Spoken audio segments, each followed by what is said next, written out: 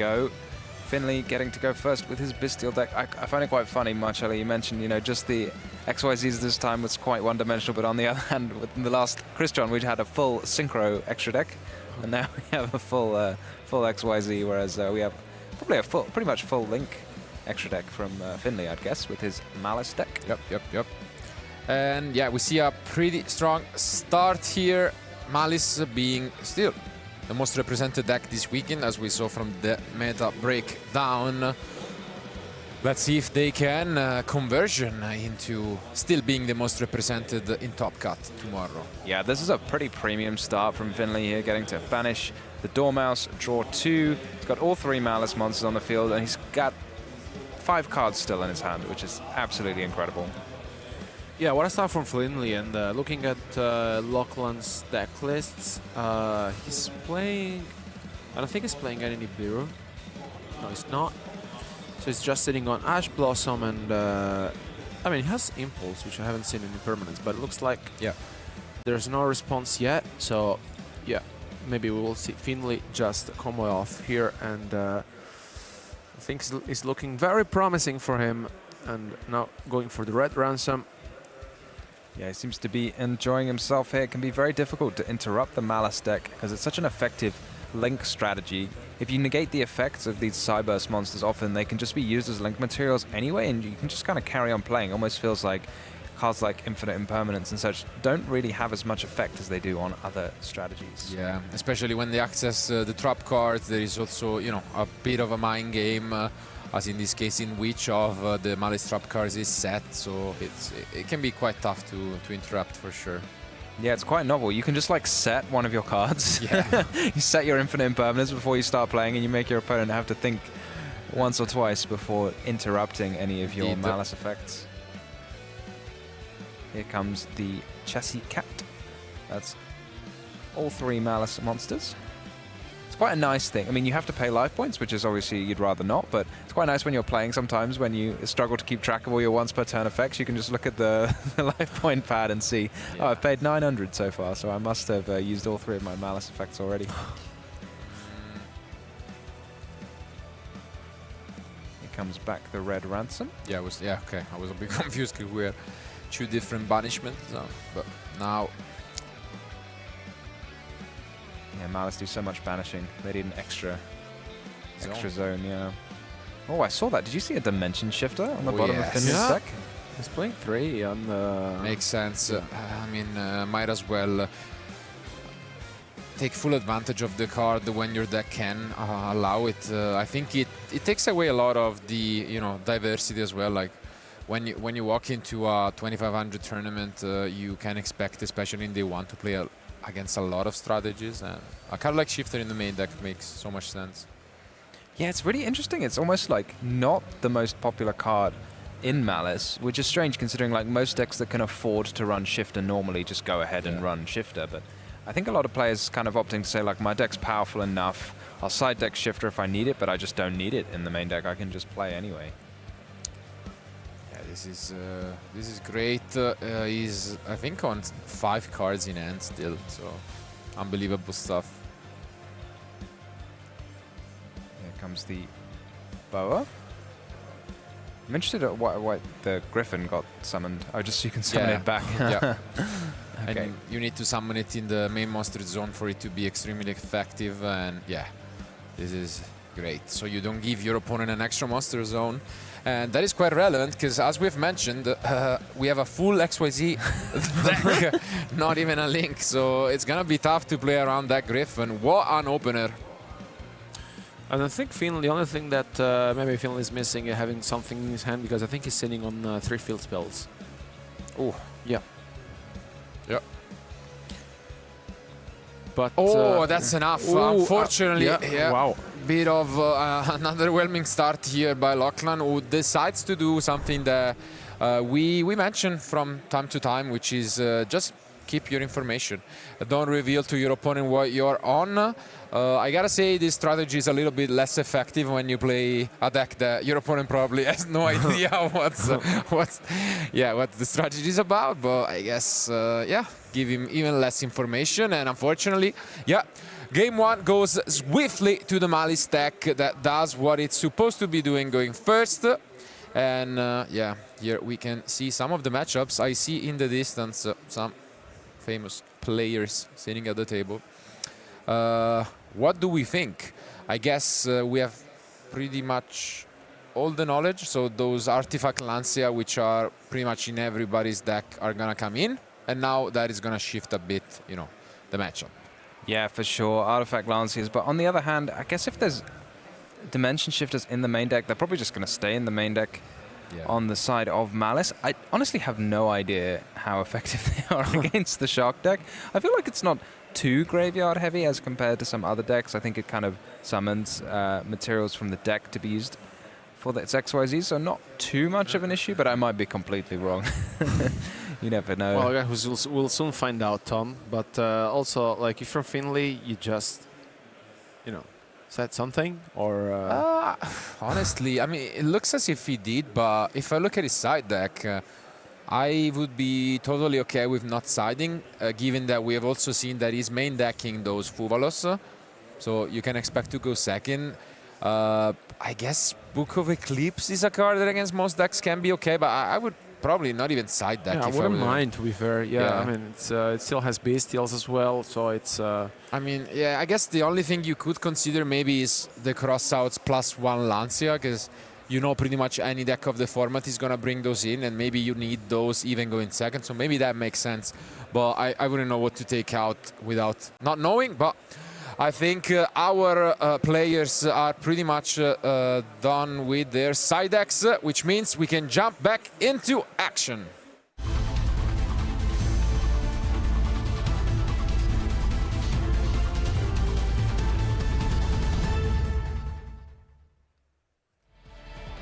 What do you guys think of the strategy of just like confidently showing your opponent you're not side decking anything? Just being like, just put the deck straight back in front of them and say, yeah, I'm ready, let's go. Or maybe putting all the 15 cards and then putting them off again. It's surely a statement, I can tell you that. I see so many trap cards in the end from Lochlann. Oh, he sided in Solemn Judgment, I think. Yeah, there is at least one. Oh no, it's only two. Okay, I thought it were 3 trap cards, but it's actually only 2. Let's see some sharks. I don't know what the premium shark to start with is. I'm going to say Buzzsaw is one of my favorite looking ones, but I don't think that is the Buzzsaw. Yeah, I guess you can kind of tell often by looking at people's deck lists, given we know none of them are on the Forbidden and Limited list, that probably the ones you want to draw are the ones that you play 3 copies of. How's your fish spotting, Marcello? I mean, you can tell which fish that is. Is it the Hydrojet? I think it's go. Hydrojet, so yeah, there it is. I'm actually surprised that Finley didn't pick it up, so kudos to him. Yeah, you're right, yeah. So, I mean, maybe just trusting his opponent with telling what it does, but I mean, you never know. Maybe he's a shark enthusiast of his own. So, this time around, we are going to be using the Ash Blossom, it seems. Yeah. Yeah, he knows what these cards do, I think, because that Abyss Shark, I think you do have to read it before you can tell that you can Ash Blossom it. So I think he already knows the effect, because it special summons itself and adds all as one effect. So in this case, that's a bit of a downside, because you'd rather summon it and then it's still on the field. But in this case, no issue there. Is that a Fishborg, one of the new Fishborgs, that can summon itself by discarding another water monster from your hand? This is a familiar one. Abyss Shark gets to resolve and bring out just the one totally awesome. Is that gonna be it? With just 2 face down trap cards. We can upgrade our Mammoth Shark. Everyone's been using Mammoth Shark wrong. You can just use it as a material after you do it. You can search for 2 full armor cards from your deck, which I think there are 2 of in the main deck for Lochlann. Not too sure what they do. Full armor XYZ. The Armor Fortress, right? And the Armor Fortress. Well, that's, it searches for 2 full armor cards, so he's just picked up a couple from his main deck. Just like Ryzeal Duodrive. Pretty much, yeah. Spot the difference between these 2 guys. I mean, there are only 2 targets in the game, regardless for it. So he's just added both. No, there's another card Yeah. that he added which counts as a full armor Yeah, card. yeah, yeah. I mean, it's quite an impressive opener. He's also managed to summon. Okay, now we are reading. I remember that card from back in the day because I played it at the World Championship actually through Draco. It was one of the nicher picks, but you would summon it with actual 2 level 6s, so quite a bit more powerful here. And yeah, we draw and we start things off with Gold Sarcophagus. Really, really good extender for the Malice deck. It's always nice, I guess, if you're playing Malice and you activate a Gold Sarcophagus that no one chains an Artifact Lancia. Good start. Oh yeah. No Imperial Iron Walls either. But here comes the full armored XYZ. Let's see, perform another XYZ summon. What is this guy? I think it's the Dark Knight Lancer. Yep. There he is for you guys.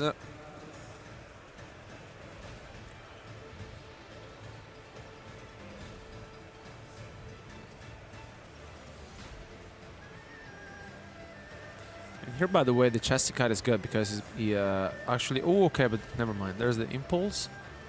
I was reading the Lancer to try and figure out if it was summoning that you wanted to do, but maybe you just want to have the trap in the grave so you can get the full value out of Impulse. But it doesn't look like that's mattered too much because something was negated. Yeah, on his own, it doesn't do much, honestly. So. Is it time for the Toad? It's always tricky when your opponent has a face-down card against Malice. You don't know whether you're going to get full value out of your interruptions. Oof. And there it is.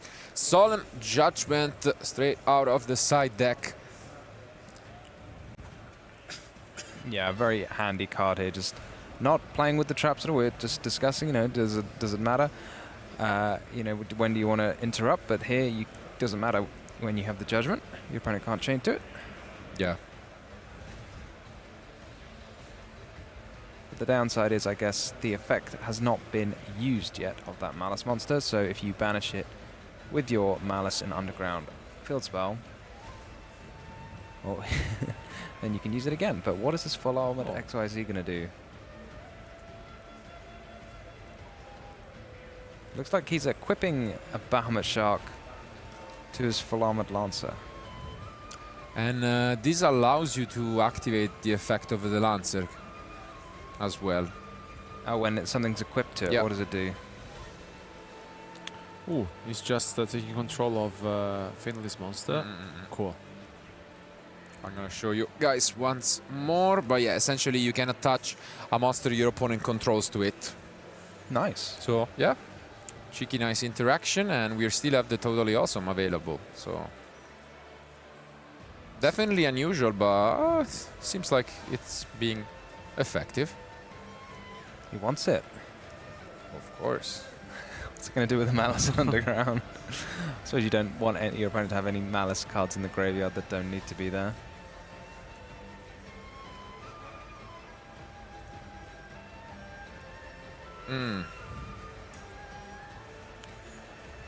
Here comes another field spell from Finley. Just checking, I guess you can only activate once per turn or something like that. Or is it you can only activate the effects? You always have to check these things on your cards as to whether it says you can only like activate or use or so on and so forth to see what happens when it's negated as to whether you can use a fresh copy. It looks like in this case we can use a fresh copy.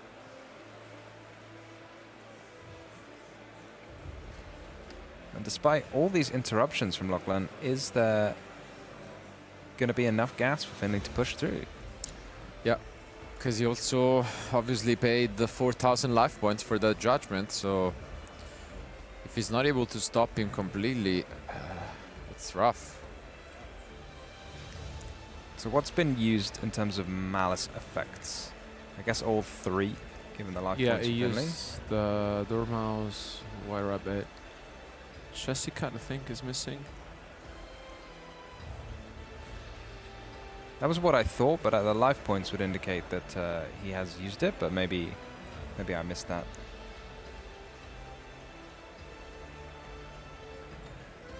Yeah, that's it.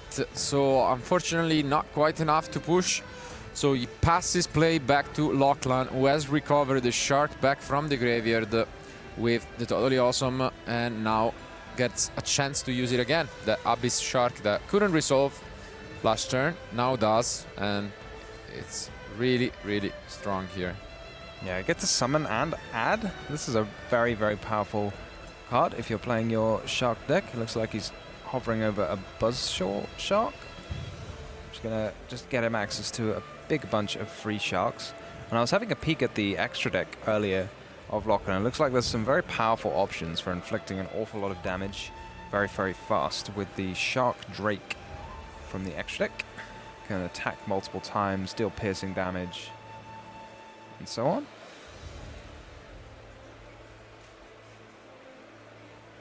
Now Finley is going to respond with the TB11. I was waiting for you to say that because I still haven't figured out the names of the traps yet. So you can't use the effects of whatever you summon, but you can just summon it straight from your extra deck when your opponent controls 3 or more cards, I think. And that's going to be relevant because the other Malice trap, if you control a Malice Link monster, will allow you to banish a card on the field when it resolves.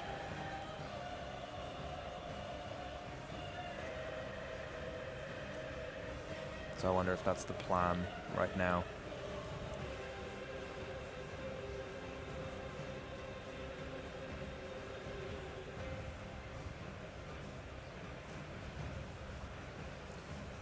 Or maybe you can't use the effects this turn, so you'll have to deal with it eventually, but that's okay for now.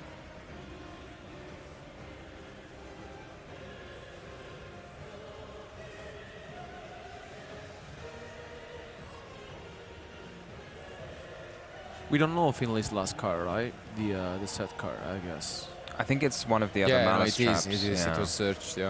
Okay.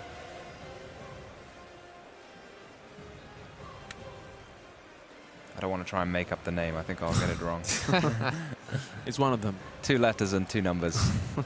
They all 11, or no? They have different numbers. Oh, the different numbers. Yes. Yeah, yeah.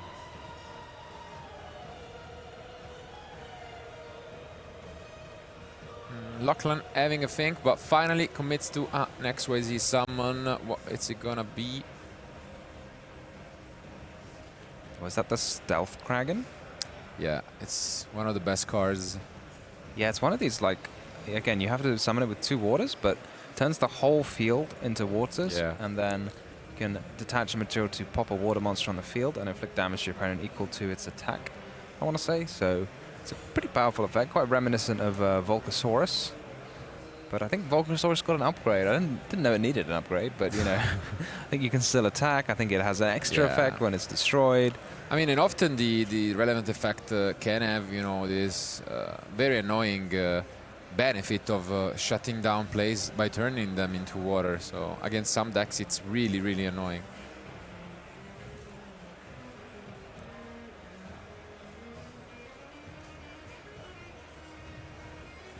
Wonder which shark adds the spell. The Aqua Jet. Allowing you to fire more sharks off at your opponent.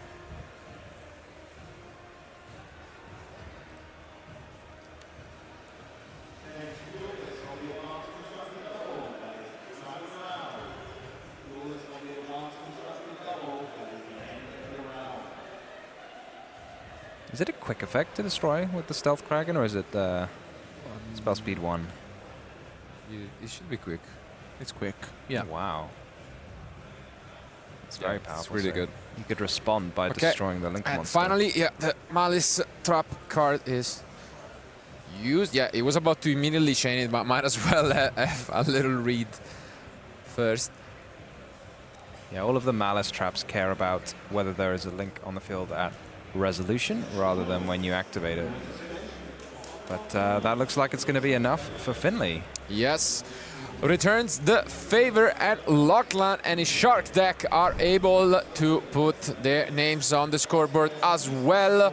We are gonna head into a game 3, and I mean, the competition is getting tougher and tougher, and both of these duelists really want to keep their X1 score live. It makes a ton of difference to advance to day 2 with just an X1 as compared to an X2. Obviously, both really amazing results, but I mean, it really changes things, and yeah, they're gonna try their best, but now the master, the Malice deck, is yet again starting things off, and oh, if I hope that for his opponent is not gonna just have the same opening as in game 1, because we could have a quick one once more. I want to give massive kudos for Finley for like not having to read any of the shark cards. That was very impressive. Yeah. I was fully not expecting that, but yeah, he's...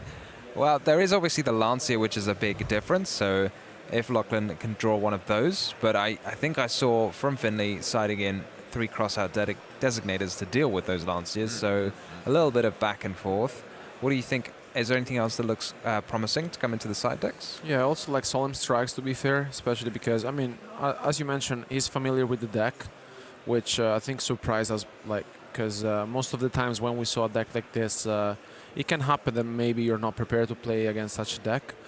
But I think, yeah, for sure you can set in the crosstalk designators and the Solemn Strikes as well. I think it makes a lot of sense to me. For sure. Especially to stop the Behemoth Shark if it really feels like, or I mean, I think he really knew where to stop his opponent for, you know, the cards he had. So I think we have to give credit for Absolutely, both amazing duelists, and both with a chance to advance with a 6-1 record, with only 2 more rounds of Swiss remaining. So that would be a great sigh of relief, because it pretty much guarantees that by just going 1-1 you can advance to day 2.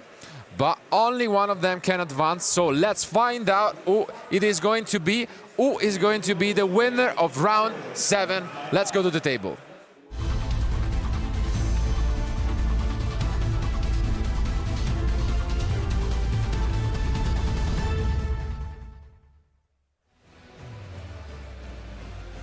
Very interesting choice that I'm seeing in Lochlann's deck is that he's got 3 Perulia in the main and 3 Fuvalos in the side. So I assume they'll all be in there by game 3, but maybe it's, again, that water synergy like we see in the Mermail deck that means you prefer to play Perulia over Fuvalos.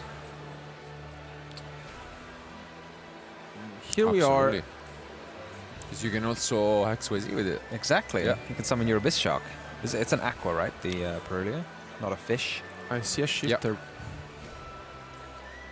You see the shifter? Yeah. It has it. Oh, and I see a lot of interruptions from Lochlann, though. I'd say a handful of interruptions. Wow. Oh, Yeah. man. Is it That's- Fuvalos Ash? Fuvalos Ash, yeah. I could see a Nibiru.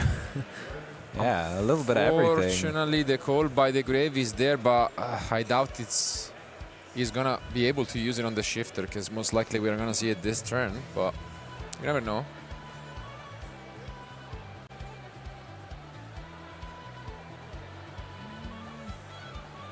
Okay, seems like, yep, we are gonna see this Fuvalos result. Yeah, I mean, it makes good sense to activate Fuvalos now, because otherwise your opponent may already have a trap that they could respond to Fuvalos with to summon from the deck. So if you do it now before the trap is set, then your opponent can't sort of chain it to get an extra little summon out. Are you a draw face Fuvalos type of player, or what do you think? That's a good question. I understand it, and I guess if it's like your only interruption, then maybe you do it. But I don't know. I feel like you have to practice with it a little more to find out what's best. I mean, it also seems as if Lochlann is missing a bit of engine, so maybe he does need the draw. And I mean, at the same time, now he's not guaranteed to get one, so we'll see. You can tell Finley is debating whether to continue or not, but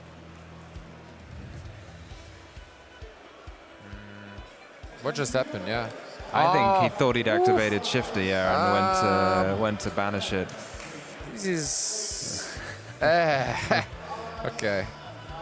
Do you think Finley doesn't have a Fuvalos in his deck for the I just checked it. Designator, because he has a designator in his hand, Okay. right? Yeah. I'm seeing. Yeah. I like the sportsmanship because technically there was a window in which maybe, luckily, he didn't summon the link yet, because otherwise he would have not been able to use the shifter. But good catch, and yeah, this is pretty good. Only gave his opponent. He needs to draw one more card, I think. Yeah, 2 draws, right? One Yeah. off the crypto, one off Did the he draw for turn? I don't think little so. link. So Okay, go up to perfect. 7. Okay, you don't want to forget it. Oh, unfortunately, it's not really the best to pick up, but is it Purulia? Yeah. Yeah, you've got to keep your eyes open for that hard scripter. It's got a very unique effect in that if it points to a card, then it cannot be negated.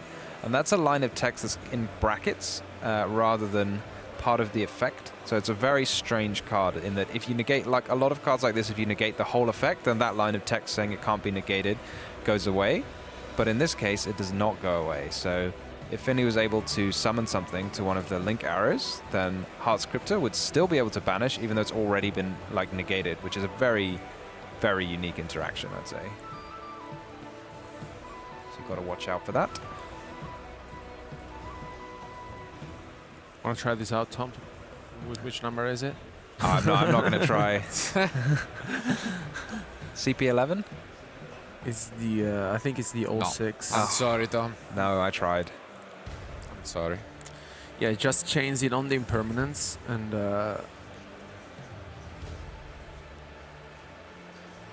yeah. I wonder if there's like some meaning to the numbers and the letters. If I knew that, it'd probably be easier to remember why the names.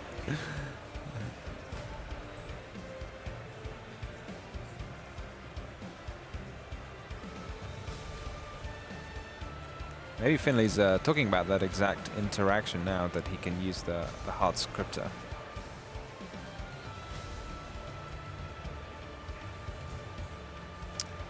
Yeah, there is a meaning. I can tell you that much, but you're probably it's quite tough. It's related to the chapters of the book, so it's it can be quite tricky to know by heart, I guess. Only for fans, die-hard fans.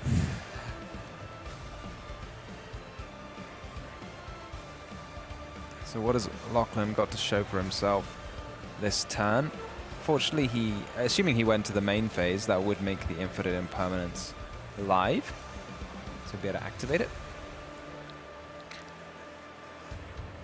Here comes the talent. Do you What think he's if- taking yeah. control? Could be the case. We'll find out in a moment. What's this one, Tom? CP11? 50-50 lost. I'm just going to keep saying CP11. Add a card TP. and banish. Yeah, this is the Yeah. MTP 07, unfortunately. And Hard Scripter gets to come back. Very tricky to interrupt there, because the Impermanence just kind of doing very little. And Hard Scripter probably has the least useful of the effects when it comes back. It gets to double its attack. So I think the other ones, like Red Ransom, gets to banish a Cyburst from your deck, which is a bit more useful. So we are still holding 5 cards, now 4, I guess, from Lochlann. Another Shark.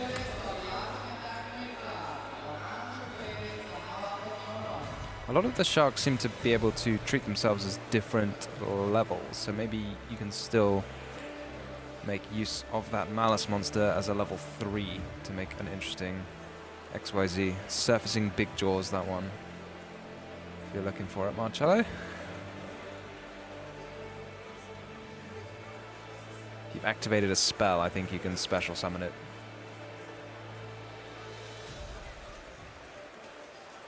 From your hand. I think some players were playing around with this in even the Ryziel deck. because you just need to have activated a spell, and then you can special summon it and then add another shark from your deck to your hand. So you could just quickly put out a totally awesome, playing it in with the rank 4 theme. Here comes the Virtue Dragon. Yep. Can detach material. I guess he just run Virtue Stream. I don't know if he does run the Virtue Stream going second, but probably has it in the main deck at least. Finley debating, and yes, does respond. Yeah, yes, thought about it a bit. And here you can see, obviously, as in the previous turns, all the additional benefits from this shifter, which not only shuts down your opponent, but also, you know, gives you additional triggers for your Malice monsters. Yeah, so good.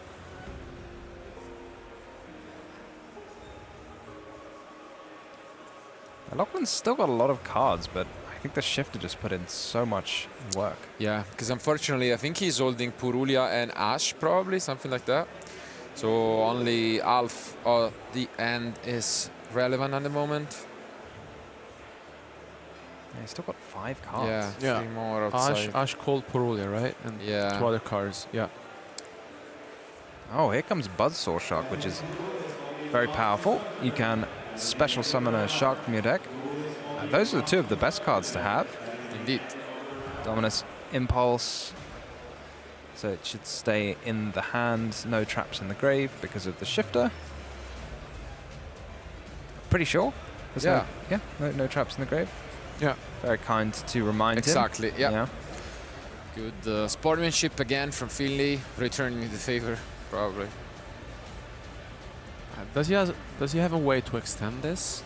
Yeah, I think the Buzzsaw Shark does it itself, right? You can target a water monster you control and then special summon another water monster from your deck with the same level, something like that. Maybe it has to be another water monster or something like this.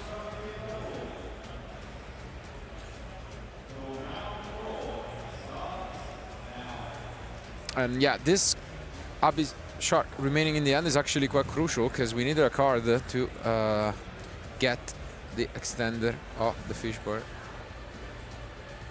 And here comes, so we're going to see a triple XYZ, of which there is one, and it does a lot of damage. I think if we have a look at this Shark Drake, I can't remember which one makes the sharks do double damage, but yeah, Shark Drake does a lot of damage, and I think you put a even bigger Shark Drake on top of it and do even more damage, but I don't know if we get up to 8,000 quite, but we're not doing badly. And getting Malice to low life points is quite relevant. Yep, but unfortunately it doesn't seem like that is the card of choice. It's just the Bahamut Shark once more, because we saw you can just upgrade it afterwards.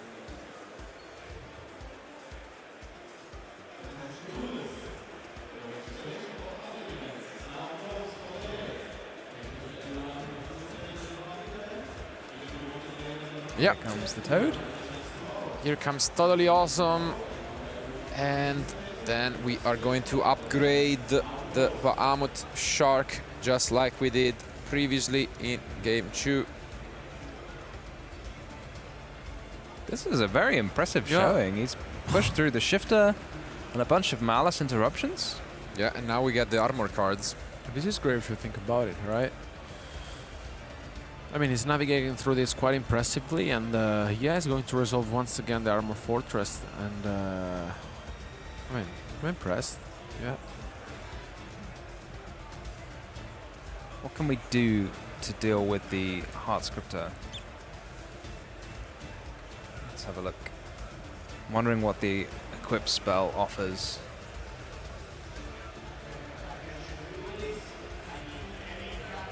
Got to remember the Heart Scripter still should have its attack points doubled.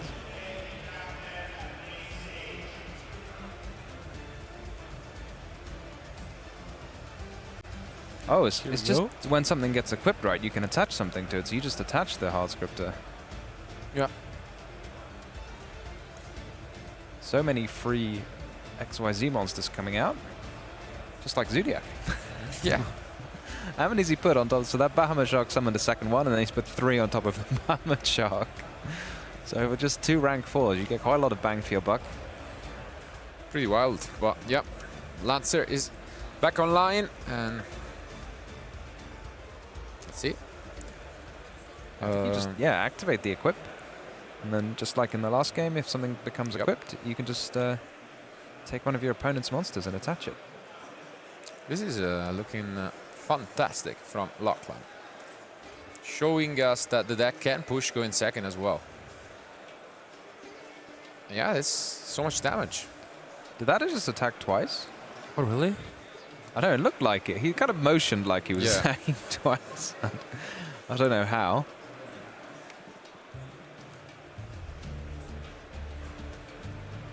And the Ash Blossom on the TB11 as well. Oof. I mean, this is big.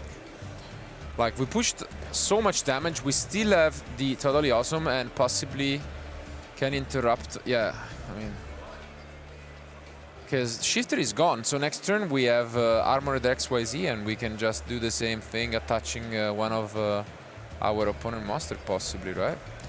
We could have another. More things. Got it back to the end. Yeah, okay. I think. Yeah. Oh my goodness! Wow, what are we this is overlaying great. on the Toad? Oh, wow. What? You just summoned Oh, it during the wow. battle phase? What just happened? Lochlann getting a roar from all of his friends in the crowd. Yeah, Absolutely deserved. I mean, what a hero, being 6-1 at YCS Birmingham after 7 rounds with Sharks. Wow. Yeah, I mean, he had a lot of pushes that turn. That was super cool. The Fuvalos to draw 2 and then like through the Shifter. Didn't really seem to bother him all that much, I want to say. Just summoning cards from the deck, summoning cards from the hand. Oh, it was great, honestly. What a show off from him, and the unveiling mail effect. Basically, he allowed him to special summon on the Toad another XYZ and to seal the game. And I mean, Shark is 6-1. Yeah, I mean, it's as real as ever. And Malice, unfortunately, after losing, winning convincingly game 1 in the end, was knocked out. A comeback from the Shark, and it's I mean, it's a threatening deck for sure. It showed us that both going first, it is able to set up a nice field, and going second, I don't think many decks could have beaten this Malice setup plus Shifter. So wow. Yeah, pushing through the Shifter is very, very impressive. It's one of those cards that can really just shut down a lot of decks. Especially a lot of rogue decks sometimes can really, really struggle. I'm kind of looking at this Shark deck and thinking it looks to me a lot like Ryziel almost. You get a lot of special summons, and then you get those special summons turning into XYZs. What do you think? Is it reminiscent? No, I mean, I really like it, and I think he has the advantage of maybe your opponent doesn't know what I'm doing, which we have seen in the past. For example, I'm thinking, I don't know, like Rika, which, has been so popular in Europe for the past, 2 years, maybe. And I mean, I really like Lochlann's strategies, just showing up with a great deck, to be fair, a great strategy, and a lot of XYZ that we don't see quite often, apart from Totally Awesome and Bahamut Shark. And honestly, the strategy of summoning the Armor Fortress, getting basically your equip spell plus the trap, it's great. Yeah, I guess he's taking advantage of the fact that as we have seen in the meta breakdown, having a lot of different Ryziel variants, Dimensional Barrier is kind of not popular anymore at the moment. It's fallen off in popularity so much. We haven't really seen anyone with it siding it, at least on stream.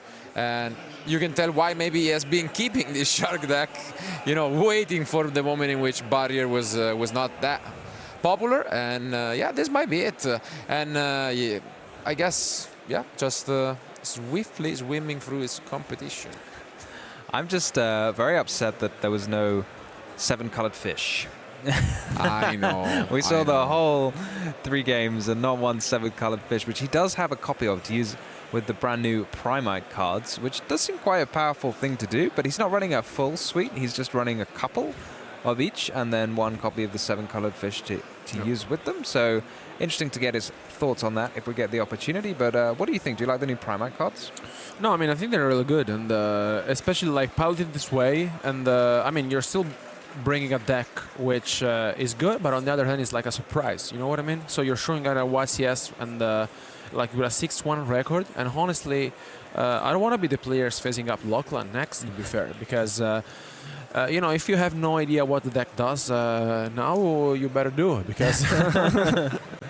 But I mean, yeah, as Tom mentioned, you know, the more we get new tools to play with and tools that allow us in this unique game that is Yu-Gi-Oh! To just, you know, take a look at the card pool and cards from like 20 years ago and somehow still be relevant.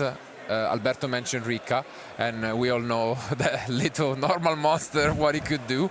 But yeah, it's nice to see some of these cards, and if there is a way for me to ever see a Sagi the Dark Clown summoned of some primates, just I mean, if you do it, I don't know, I'll pay for dinner, I'll do something. As well, I'll do a promise if you manage to bring a deck like that. So, given it's my favorite card by far.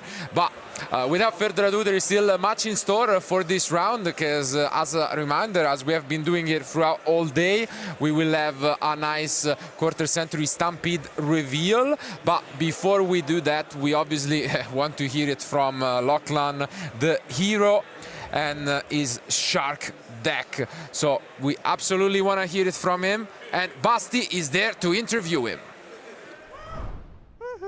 And here we are, of course, with our winner, with our Sharks player, Lochlann. How are you feeling right now, my man? I feel amazing. That was a Great. phenomenal. That's what we want to hear, That was really of course. good. That was so amazing. Sharks, of course, a very unique choice to bring into that kind of a tournament. Yes. What made you decide even to bring this deck? It's the only one I have. All right, that's And good enough. Yeah, it's also just my favorite deck. I watched Zexel growing up, so I loved watching Shark or Nash play his cards. That was always fun. That's pretty cool. So game number one was not really your game, and we're going to have one highlight from game number one, looking at it really quick, because you have decided to pretty much scoop without revealing what your deck even is, right? Because you saw the Griffin on the field. Yes. Is there anything your deck can really do about Griffin in general? You see, it can do things about Griffin, Yeah. but the problem is it also had a Boku on the field, Yes. which just says, okay, you outed the Griffin. Anyway, we summoned Griffin back, True. so you can't really do anything. It was a bit unfortunate. I had my hand was Buzzsaw, Lifeless, which are two normal summons, Yeah. Extender, Abyss Shark, I think Called by the Grave, and then a Trap card, which wasn't doing anything. All right, Jack. Oh, sorry. Yeah, all good, you're good. So game number one, we thought, doesn't look too good for Nah, you, but not- then game not really. number two started. Yes. So I would say first highlight of game number two right away with us here, and that is going to be you. And basically, what is your full field for that one in the end? Because you got stopped with the Ash Blossom and Joy Spring, I think, Yeah. on the Abyss Shark that was, right? A bit, yeah. On the Abyss Shark, that was massive. That was a really big setback, but thankfully the rest of the hand was full. It was very nice. Yeah, so 3 set cards. Is that usually how your post-side taking plan looks like, bringing in a couple more trap cards to back it up? The only trap card I bring in Solemn Judgment, just because I get completely nuked by Dark Ruler. So Fair. Dark Ruler, I know it's not seeing play right now, but you never know. Droplet is also a really big pain for the True. deck. So and no one really sends traps for Droplet, so we're chill. Yeah, so basically we go into that decisive interaction then in that game number two, because you have decided there to first of all use the on-field effect, of course, of your Lancer taking over that monster, and then he goes for the field spell, and you have decided to negate that with Totally Awesome, right? Yes. Yeah, that's because I forgot Malice field spell. I'm also used to once per use. Sure. Whereas Malice or field spells once activated and Toad negates activations. I forgot that. That was a blunder on my department. Yeah, because your opponent actually had another one to follow it up with, but it did not really matter because he still... Yeah, he had, at that point he had used all his banished effects, so he didn't have any way to extend. His only real extension was a Bestial, but he didn't have that, thankfully, so that was good. That's true indeed. And then game number three, honestly, was a crazy one. It started off with something where I thought, that could already be a pretty big deal for you, because the first highlight is a very quick one because it doesn't need much explanation. There is Dimension Shifter Resolving. Is that generally a card you are afraid to see in this metagame? This, top 3 least favorite cards in the game. Okay. Genuinely, it's just such a terrible card to play against. I don't like it at all. I mean, you did pretty well by playing I did through pretty it, well. though. Thankfully, I was used against me when I was going second, so I have the capacity to defeat them under Shifter, sorry. Going first into Shifter, I have basically nothing. All right, Except but a few now pops, we are going but to it's look at it going second. So next highlight is a little longer one. So as we saw, we also resolved the Fuvalos, meaning you got at least a couple more draws, so you had more tools to play through stuff. Yeah, and Man's then had Impulse set. there's That's the good my old card. What do you Buzzsaw mean? Shark, and you played through the first interruption of the Malice cards, and then also now there is the Impulse. Again, he didn't like your Abyss Shark, right? Because he kept on stopping it. In fairness, Abyss Shark is one of the most one of the best cards in the deck. It's an extender that gets you another extender, so it's just great. The one issue with that is level 5. That can be an issue sometimes. But usually it's okay. Good thing though, no trap cards in your opponent's graveyard to 2-dimension shifter resolving. Therefore, it's staying in your hand and you being able to do this now. Fishborg Harpooner, the boy. The boy. Yeah, tell us about it. Wasn't really much to talk about. He's just a nice little guy. He helps you. He saves you in a pinch when you have a normal. When you only have a normal summon in him. He gets the guy out without using your normal, which is very nice. Yeah, and then also, of course, Buzzsaw Shark, classic shark card, one of the earlier releases, basically the first wave support. And 2020 Eternity Code. Yes, you have been playing it since then. No, you don't want to know how long I've been on this. I was playing this before Buzzsaw was released. Oh, that's crazy. Yeah, we were on Wind Up Shark. It was terrible. So you are the original shark player, basically. But then from there on, we saw 3 level 4 shark monsters, of course, on the field, or at least the Fishborg, also an honorable shark monster, basically. And then if you squint hard enough, we ignore go the on tuner. Into the next highlight, and we see you going for the XYZ Armor Fortress. Just casually using that Barmuchak after already getting the totally awesome out of it. And now, explain us the 2 cards you're going to get off of this card now. Off of this, we're getting the Armored Exceed cards, full Armored Exceeds, and Reincarnation on Veilmail, which is a card that's always treated as an Armored Exceed card. This card is a pain to draw.